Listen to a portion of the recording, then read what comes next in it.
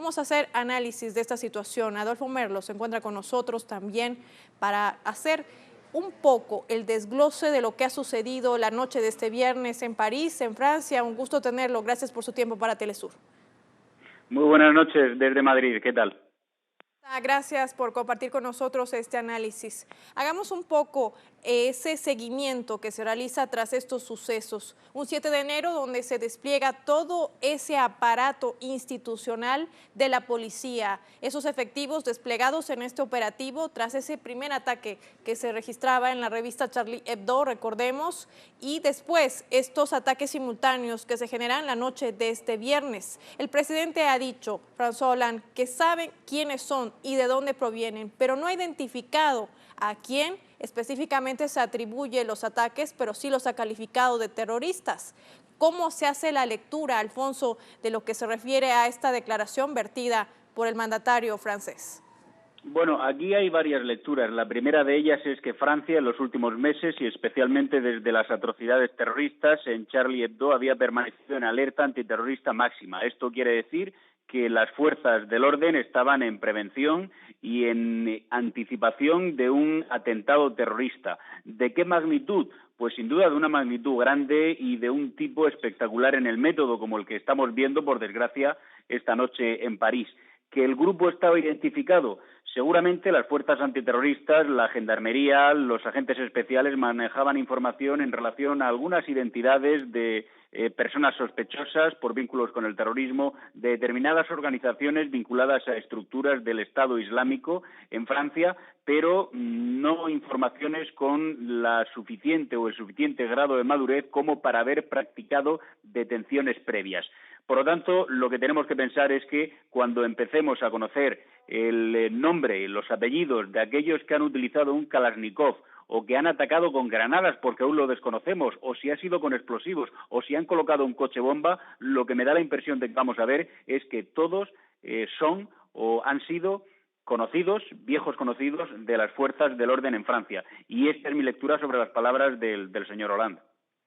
Alfonso, ¿por qué estos ataques se generan en París? ¿Por qué Francia? Bueno, por una razón muy sencilla. Francia, junto con España y junto con el Reino Unido, permanecieron durante muchos años en la parte alta de objetivos terroristas de Al-Qaeda y hoy Francia, junto con Reino Unido y con España, permanecen en la parte alta de los objetivos del llamado Estado Islámico. Eso en primera instancia. En segunda instancia hay que recordar que incluso antes de la irrupción de la organización de Osama Bin Laden en el contexto internacional, en la década de los 80, pero sobre todo con especial virulencia en los 90, los terroristas procedentes del Magreb han tenido una gran fijación con Francia. Solo hay que pensar en las bandas armadas vinculadas al denominado entonces Frente Islámico de Salvación en Argelia. Posteriormente, atentados que llevó a cabo el GIA, pensemos en la década de los 90, el grupo islámico armado contra el metro de París, y otras intentonas que han hecho ya a través de brazos de Al-Qaeda como el grupo salafista para la predicación y el combate. Por tanto, tenemos que pensar que ha habido una experiencia de ese tipo de terrorismo en Francia, que han tenido cierto éxito en Francia y que por eso también han querido repetir, en este caso en la capital, para conseguir lo que están consiguiendo. Los terroristas no solo buscan causar un gran número de muertos, sino sembrar el pánico, sembrar el caos y hacer también las llamadas acciones que ellos denominan de terrorismo informativo y de terrorismo de propaganda, que nos llevan a que ahora mismo, a esta hora de la noche, 3 horas después, no sepamos exactamente qué es lo que ha ocurrido en la capital de Francia. Por ejemplo, con qué armas han actuado o cuántos terroristas, cuántos comandos se han podido ver involucrados en esta operación.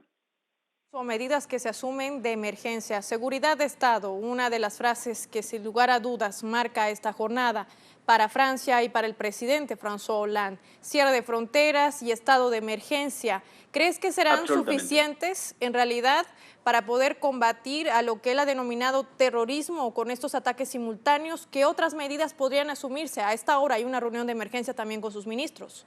Claro, evidentemente estas medidas son necesarias pero insuficientes como respuesta. Son necesarias porque se trata de hacer un gran cordón sobre un grandísimo territorio, sobre el país entero de Francia, y evitar la fuga de determinados terroristas o de sus cómplices o de sus encubridores. Esto punto número uno. Pero punto número dos, ¿qué se va a hacer? Pues naturalmente poner en la máxima guardia y hacer actuar dentro de los límites de la ley con la máxima agresividad a todos aquellos agentes encargados de la obtención de información y de inteligencia.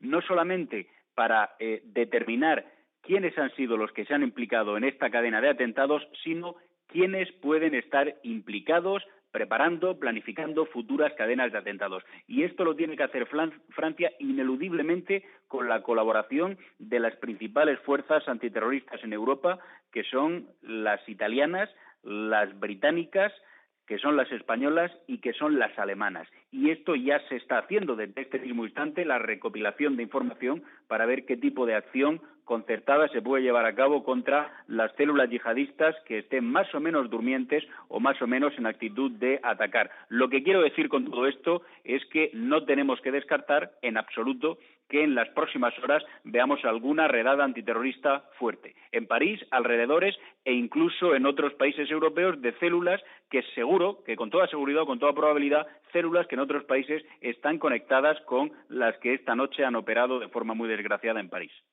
Estamos viendo imágenes que queremos compartir con usted y con nuestra teleaudiencia de lo que sucede a esta hora en Francia. Prácticamente son altas horas de la noche ya en París. Continúa ese despliegue de operativos también en lo que acontece a esos lugares que han sido los epicentros, tanto de ese tiroteo como de las explosiones. Preguntarte, Alfonso, ¿va a haber una declaración de la Liga Árabe también respecto a estos ataques simultáneos? La Unión Europea prevé también pronunciarse más allá de la solidarización de las autoridades o primeros mandatarios de las naciones respecto a Francia y sus víctimas. ¿Cuál crees tú que pueda ser en todo caso los pronunciamientos o las lecturas que se den tanto de la Liga Árabe como de la Unión Europea respecto a lo que está sucediendo allí en París? Yo, por desgracia, creo que van a ser las de siempre. Digo las de siempre porque tenemos ya una larga experiencia en la lucha contra el terrorismo yihadista en Europa. Aquí en España todos tenemos que pensar lo que ocurrió la mañana del 11 de marzo, una atrocidad con 200 muertos y 2.000 heridos. Hablo del 11 de marzo del año 2004. Todos recordamos lo que ocurrió el 7 de julio del año 2005, cuando un grupo de 4 suicidas actuaron contra la red de transporte en Londres y dejaron 56 muertos, en realidad 52 más los 4 suicidas, y por lo tanto tenemos experiencia de lo que significa este tipo de violencia organizada. ¿Por qué digo que lamentablemente vamos a escuchar lo mismo? Pues porque vamos a escuchar que no hay que criminalizar, y eso es evidente, y es así, y es natural, no hay que criminalizar una religión, sino tenemos que separar con mucha claridad aquellos que son los pacíficos seguidores de la religión islámica de aquellos otros que están pervirtiendo o prostituyendo o manipulando o usando ese lenguaje del Islam y ese mensaje del Islam para hacer violencia. Es obligatorio que esto lo haga la Unión Europea, que lo haga la Liga Árabe o que lo hagan otras organizaciones en las que a veces no pensamos tanto como la OCI, la Organización de la Conferencia Islámica. Esas declaraciones van a llegar, pero el efecto que van a tener, pues es un efecto que no se puede medir en términos de represión del terrorismo islamista. ¿Por qué? Porque al final quienes se sienten llamados no a la lucha, sino al terror, al ejercicio del terror, creen que son ellos los que están en la verdadera posesión de la recta interpretación del Islam y que precisamente las declaraciones como puedan hacer los miembros de la Liga Árabe son declaraciones de apóstatas y son declaraciones de líderes que por intereses espurios se separan del camino que marcó el profeta. Por lo tanto, aquí cada parte está haciendo su juego, la parte democrática defendiendo la democracia y nuestro sistema de vida y nuestras libertades y nuestra seguridad, y la parte violenta, evidentemente, no se va a dejar amilanar, a pesar de que esta noche hayan podido tener las bajas de alguno de sus operativos, de alguno de sus terroristas.